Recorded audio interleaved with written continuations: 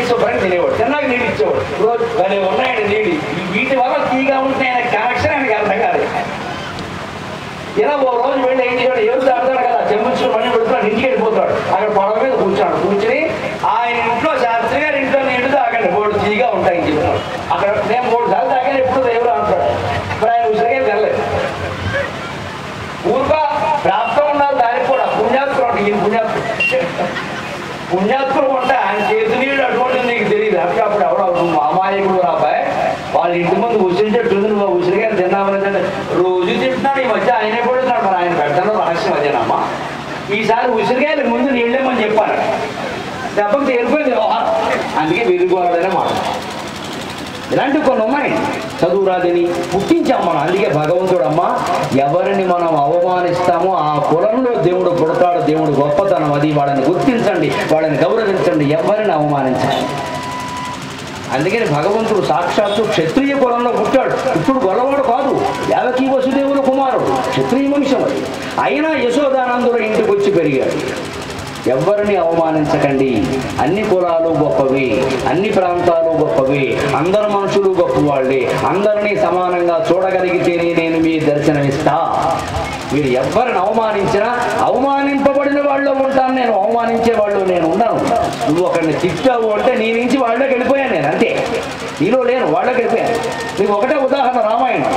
పరశురాముడు రాముడు ఇద్దరు ఒకేసారి తారసపడ్డారు సీతా కళ్యాణం సందర్భం. శివధనుస్సు విరిచాడు. పరశురాముడికి పాపం ఎక్కువ, ఆయన వచ్చేసాడు.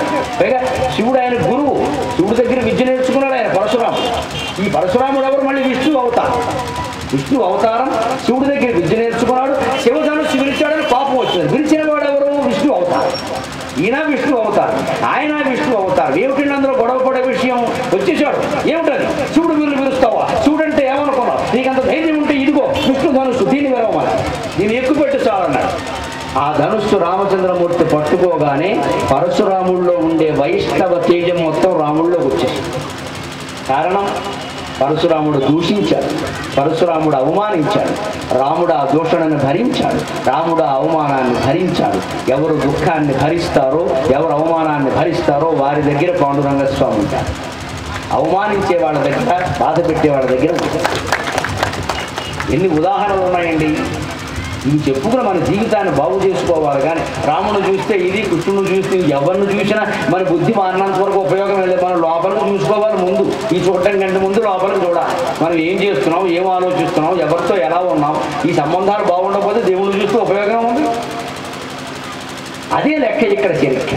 అందుకని ఎట్టి పరిస్థితుల్లో, అందుకనే కృష్ణుడు గొల్లవాడుగా పుట్టి ధృతం లీలయా గోపవేషం దదానం, స్వయంగా లీలగా సరదాగా గోపవేషం దదానం. గొల్లవాళ్ళు కలిసిపోయాడు, గోవులు కాశాడు.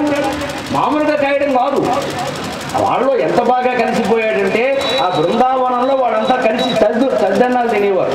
గోవులు కాసుకున్నాక మధ్యాహ్నం ఆకలి వేస్తుంది కదా, అక్కడ పోతన గారు చాలా అందమైన పద్యం రాస్తాడు. మన పాండురంగ స్వామి యొక్క లీల, బాలకృష్ణుడుగా ఆయన లీల ఎలా ఉంటుందో. అందరూ గొల్లపిల్లలే. ఈయనంటే క్షత్రియ వంశం నుంచి ఇక్కడ పెంపకం వచ్చాడు. అప్పుడు కూడా పెంపకం వచ్చిన విషయం ఎవరికీ తెలియదు. ఆయన గొల్లవాడని అనుకోవాలని ఆయన ఉద్దేశం.